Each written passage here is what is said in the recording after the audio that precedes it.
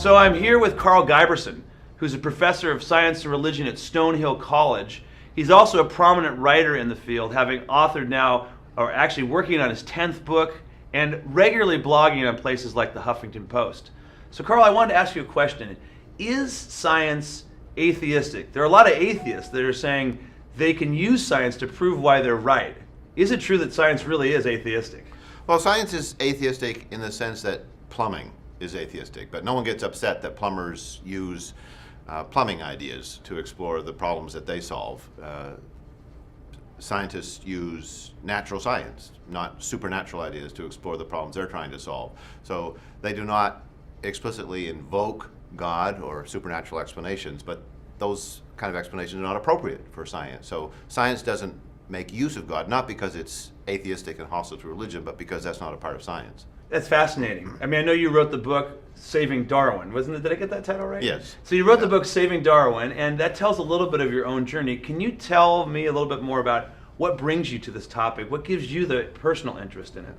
Well, I came to the topic largely through a very intensely personal journey. I was raised a fundamentalist, I was a biblical literalist, young earth creationist, and in studying science in college, at a Christian college, I became aware that science was not an atheistic effort to destroy belief in God, but rather was an exercise that had enormous integrity.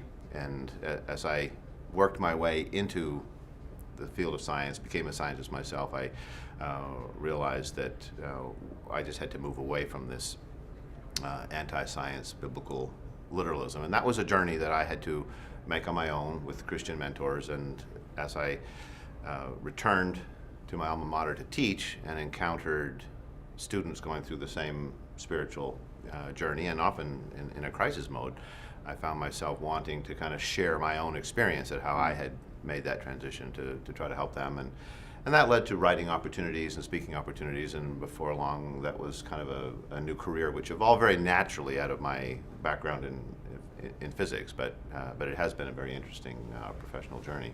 Yeah, and you're really interesting when you talk about it. So I'm glad you're part of that dialogue on science and religion. Anything else you'd want to tell me about in terms of what you're going to be talking about here at the Talk of God, Talk of Science conference? Yeah, well, initially when I began to think about this, I naively assumed that the collection of wrong ideas that I had grown up with and that I'd worked through in college could be easily discarded, and we ought to be able to sort of get them off the table in short order because they're wrong. But I came to realize that it's actually much more complicated. That knowledge circulates and grows and takes root in society in such complicated ways. And a lot of this has to do with authority figures and who people are listening to, who the most articulate spokespersons are for various positions. And I've become very, very sensitive to that. And so a lot of my work recently has dealt with looking at how prominent scientists who are anti-religious give a false impression of what's going on in the scientific community. So that's what I want to share this morning there a little bit about, is how science looks to somebody who's outside of it, maybe a little bit fearful, and trying to kind of square it with their Christian faith.